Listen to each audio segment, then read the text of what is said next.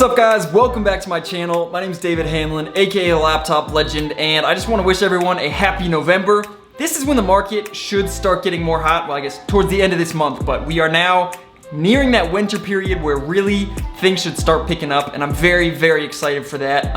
I just want to remind you guys that as it is the start of a new month, now if you sign up for the Discord today, you will not be charged again until the 1st of next month, so it's a good time to do it. Much better time than, on the 26th of October or something like that. So if you're planning on doing it, definitely go down and click the link in the description and sign up for the Discord via the Patreon, because we're killing it out there, guys. We really are. I mean, people are having new records left and right. Big shout out to Tran. I think he had another record day today, like 8,400 or something like that. Absolutely killing it. We got Renee on the TC squad. He made like 2,500 today. Shout out to Renee. We got Big Cat making new records. Bob is coming back on Wednesday. He was in the hospital with COVID for a while, and we were all really worried about him.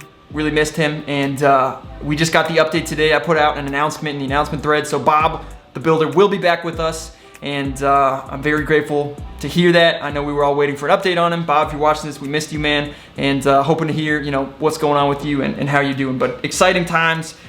Things are starting to heat up, and it should just, get better towards the end of the month. Have a great December, great finish to the year. So I'm excited for that, and I want to tell you guys what I've been doing and what I'm watching for tomorrow. So let's get into it. All right, guys, so I'm here at my computer, and this is probably one of the craziest charts I think I've ever seen, just in terms of like how much this thing has pulled back. So this is FDVRF, and this went on a crazy run a little over a month ago, honestly, like a month and a half ago. And you can see, after fading down from pretty much $47 to 60 something cents, this thing decided to go on a crazy run. And if you saw it that day, I mean, it was unstoppable. Ran all the way up to 380 from 70 cents in 2 days. Pretty crazy run there. And then it died after that, completely based again, and it just started a run again today. So I'm really excited to see if this one can have a second day. And this base is higher than this base, just by a little bit, but it is higher. So I want to see if this can make it up, above this $2 area. Definitely, this is one you do not want to miss tomorrow. Maybe it just dies, maybe it fades down, but this is one that I'm for sure going to be watching. I think it could be a potentially good swing. If not, definitely a good day trade. So this is just one you want to keep an eye on, guys. And I just want to throw it on your radar. Now, another OTC that is running pretty hard right now is AABB.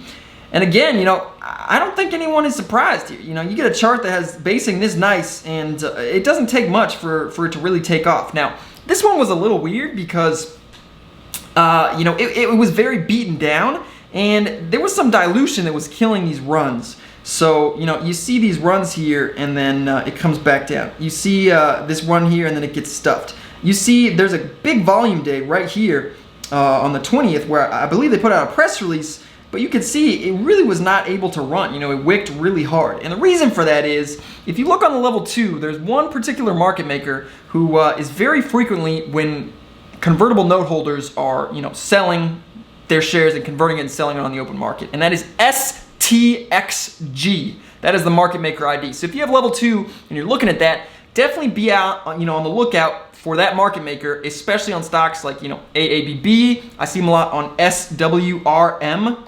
They're a lot, they're out there on this stock. That's why a lot of times it just, these runs just absolutely die. It's because of that market maker. So the presence of that market maker does not mean that it cannot run, but if you notice a reserve on the ask, a 5,000 share or 10,000 share order that is just not breaking, it's just not breaking, and they're buying millions of shares from that 10,000, and it's STXG, that is a pretty bad sign, and pretty likely it may have a bad effect on that run. So at this point, we're on day 3 of this run here. We're really close to this resistance, right here. So if we can break out over that, it definitely could get interesting. It could easily run, I don't know, over 30 if it can break, I would say, right here and then this 25 area. So I'm going to be watching this carefully.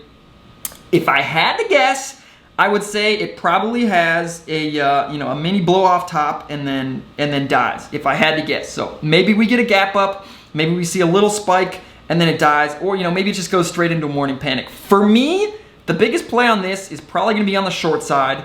And for those of you guys who cannot short this stock, your account isn't big enough, because, if you guys didn't know, you need $25,000 in your account to short 10,000 shares of this stock. So like, it might not be worth it for you guys to short this stock. I have a decent amount of money. My Schwab, it's now 335 grand, so I can short a lot. I can short over 100,000 shares of this, which, every penny it moves is $1,000. So for me, it's worth it to short this. But if you guys have a small account, then I would be looking for the dip buy on this stock. Now, one thing to consider is that it is pretty extended, and sometimes it doesn't bounce super, super well. So this is the type of thing where if you're going for the dip buy, you gotta wait until it like panics really hard and get a good entry and take your profits. Like me personally, this is not the type of thing where I would be patient, average down, keep buying if it goes lower. Maybe it could be a choppy dip. That's kind of a tough bottom to find. We've been having a lot of those choppy panics, a lot less of those super clean panics.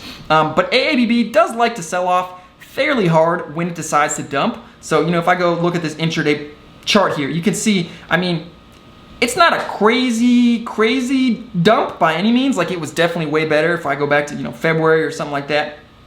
But you can see, it's not a horrible panic. We get a panic directly from 216 all the way down to 205s. You panic a whole penny a share.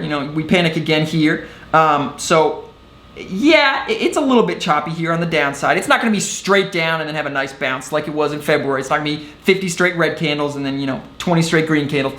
I wish it were like that, but it's not. So really, what you're going to have to do is get some good entries when it's turning, and if you're wrong, cut your losses and get back in the next time, with bigger size, potentially at a better area. So that's what I'll be looking for on this stock. I actually did have a nice short here. I shorted here, covered here, and then re-shorted into this bounce. I pretty much nailed this one. I covered a little too early down here. And then I missed this dip buy because I was trying to buy here at 19.2. They didn't fill me, and I didn't feel like chasing a 19.3 in case it made a new low, and then ended up just ripping into close. So again, I don't know what this does. Maybe it gaps up and rips. Maybe it has a whole nother green day. Maybe it breaks out. I don't know. Me personally, I'm more short biased on it. But I guess potentially we could see a fourth green day.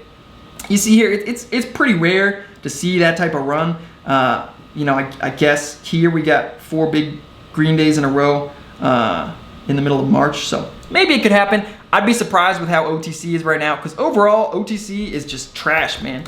JPEX, we actually had the good merger announced, and then this thing just, it kind of got shat on. Which is pretty sad, but it is what it is. ILST, this is the other one. Well, I guess not the other one. It's one of the other ones of the Alpha Ridge, and they haven't announced the merger for this yet, but everyone was kind of expecting that when the merger was announced, it would, see a nice run. And OTC money, it just feels like it has flown out into small cap NASDAQ. So at this point, it's like, what's going to happen? I don't know. So it might need a nice pullback. Honestly, based on this chart, it wouldn't surprise me if we saw like a bigger dip down here to digest this move more. But I think that's fine, honestly. Like, it could dip and then break out in, December or something like that. Because, this was a crazy move. This thing got hella overextended, guys. That's pretty wild. Like, not even, I guess pulled back a little bit, but, it's due for a pullback, in my opinion. Now, I think this chart pulls back, it could pull back under 2. So if it gets down to this area, potential dip buy, in my opinion, for a swing. I'm still, holding the OCLG, all these Alpha Ridge Capital names. They pull back a lot, man. I guess it's kind of double topped. It probably goes under 1, man, but hopefully it finds a base, 8s or something like that. Or maybe base is here, I don't know, rips to new highs. But I'm excited to see what happens with OTC. If I have to cut my bags, I'll cut them, but it is what it is. Let's see, Tesla. Obviously, guys, you got to keep an eye on Tesla, because this thing is just going absolutely insane. This stock really is nuts. You look at the last 3 years on this thing, just crazy, bro. This thing is just insane. Really nice consolidation. Missed the breakout here in this area, like the 800, and it's just ripped now. So this one, for me, I feel like it's chasing the buy up here. Yes, it probably keeps going for a little bit, but it's very overextended. And, maybe it runs to 1,500, man, before it pulls back. I have no idea. But for me, I'm just going to wait for weakness and be ready to short it. Or maybe buy some puts. I'm not sure. I don't know if I have options enabled on my account. But just wait for it to get too overextended and then go on the short side. But don't assume at any point that it has to be the top. Because I think a lot of people did that today on the short side. And you're just going to keep taking paper cuts over and over and over and over and over. When this is weak, it'll pull back and it'll pull back hard. So you don't need to try to guess where the top is. Let some other fool do that. Let's see what else is going on. Honestly, I mean, OTCs have been very, very slow. MDMP was supposed to have news. They said they would have news on this day. They said they would have it on Monday, and then it just never came out. So I don't know if they're gonna have news tomorrow or what, but you know, I'm still keeping an eye on that one. I guess I'm just waiting in general, man. Waiting in general for something epic to happen. One thing I do want to talk about is I've been studying a lot of these, you know, these listed swing trades. Kulamagi is an absolute beast. Big shout out to Kulamagi. Man turned like 4K into like $100 million. Just absolute beast of a trader. And he's really big on swing trading. And I've been studying his setups a lot. And there's three main setups. Number one is a breakout. Number two is an episodic pivot. And number three is the parabolic, whether that's a short or a long.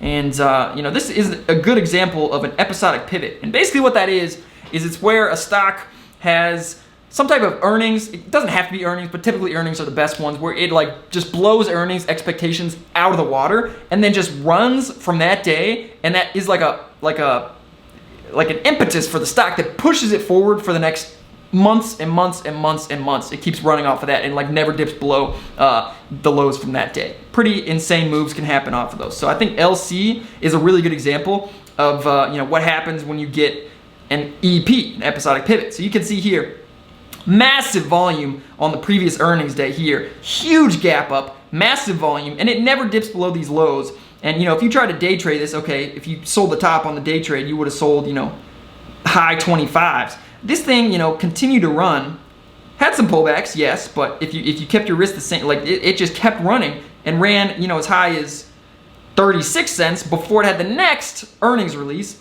another episodic pivot, and just kept going higher.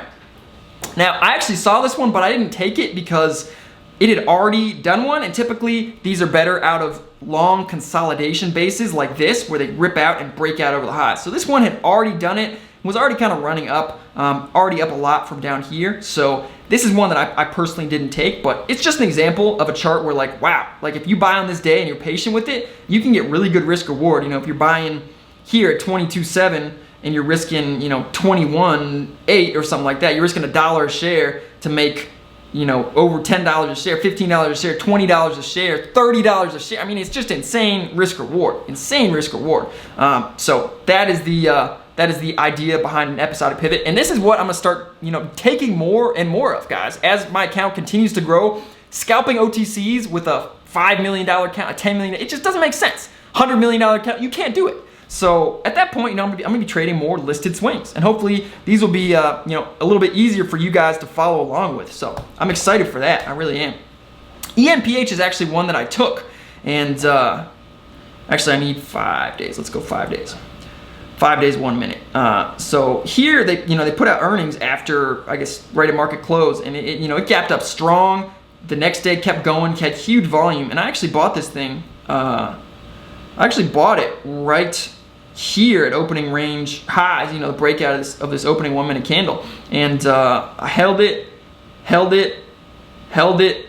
and it formed like a really nice wedge here. I don't know if you guys can see that. This is like the perfect way that you can add and actually have even tighter risk.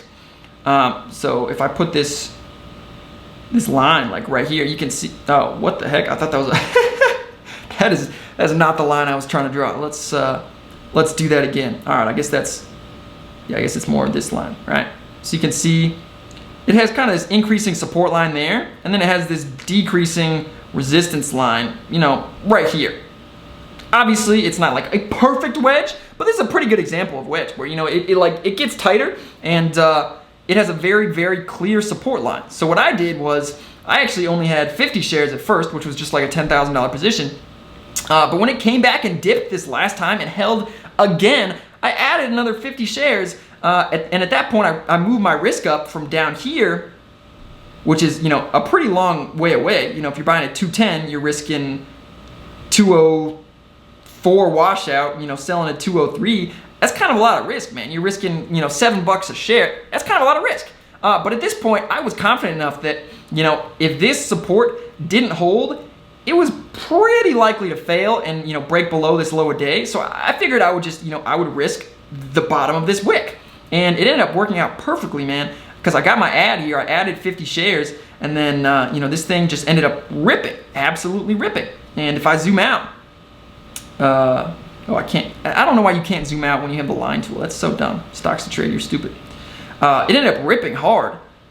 You know, I ended up being up as much as $1,500 on that 100 share position, you know, within 2 hours, which was crazy. But I held it, you know, I'm working on patience. It had a pullback, and, you know, the next day, ripped straight up out of the open. I would have shorted here, because, I mean, this was an insane run, but I couldn't short because I longed in my Schwab, unfortunately. Ended up having a massive pullback. I mean, literally insane pullback. A $17 share pullback. Would have been insane if I had shorted. I mean, even 100 shares, bro, that's, obviously I wouldn't have done it perfectly. I would have made $1,000 in that pullback. Would have been pretty epic with very low risk, you know, shorting up here. I mean, it's just such an obvious overextension. And then it consolidates, you know, makes higher lows, and ends up closing near the high of day, running out of the gate the next day, fading, but still holding, closing strong. And then the next day, another gap up, rip out of open. This was, I guess, today. And, you know, closed high in the close, man. So, I mean, this thing is an absolute beast. Now, unfortunately, I had to sell it, like, right here at, like, 219.5, something like that. So I only made, like, 950 bucks from 210 on it. Just because it was messing with my Schwab. Schwab doesn't have, like, their realized profit is messed up. So the only way I can track my profits is by going off of day change. But if I have day change and I have open positions that have wash sales, it like changes my cost basis. So then my like days change profit is just messed up. So it was just messing with my whole mojo. So I had to sell right here, unfortunately, because I would have held on to that, and I would have made another $2,000, not a share, but another $2,000 just on those 100 shares. So again, this is just an example of you know, these types of setups, guys, that are absolutely incredible. And I mean, there's very good risk reward. I literally was risking like 50 cents on that ad there. And, you know, 50 cents for like, I mean, this could keep going, man. I guess it broke out over those highs. So, I mean, this thing literally could, you know, go to above 250. I mean, that's insane. 40 bucks a share of upside with 50 cents risk. Those are the types of plays that you want to be taking, guys. So, I love this setup, and, you know, we're just going to keep nailing these. It's earnings seasons right now, so I'm looking for some new plays. There's been some good earnings, but nothing that really sparks my attention. You know, this was a great one, long consolidation sideways, and you know, a big gap up on pretty big volume. So it's a good example. Honestly, if it had been a bigger gap up on even more volume, it could have been even better. But this is just, you know, I love these plays, guys. I love these plays. I'll keep calling them out as I see them, and that's pretty much it. You know, that's pretty much all that's been going on. So let's keep getting that money. Let's be ready for when the market heats up. Keep studying, guys. Seriously, put the time in. If you just show up and, you know, don't do anything, you're not going to get great results. I've studied so many hours, even in the last week, and, you know, I'm making thousands and thousands a day. But I'm not content with where I'm at because I know I can do better. So if you guys aren't where you want to be at yet in your trading career, put the time in. Seriously, it's worth it. It's worth it. You'll notice a difference. So that's it, guys. I'll see you in the next one. Until then, you know the drill. Let's grow better together. Preguntar, bebé, dime por qué te mientes. No puedes esconder todo lo que tú por mí sientes.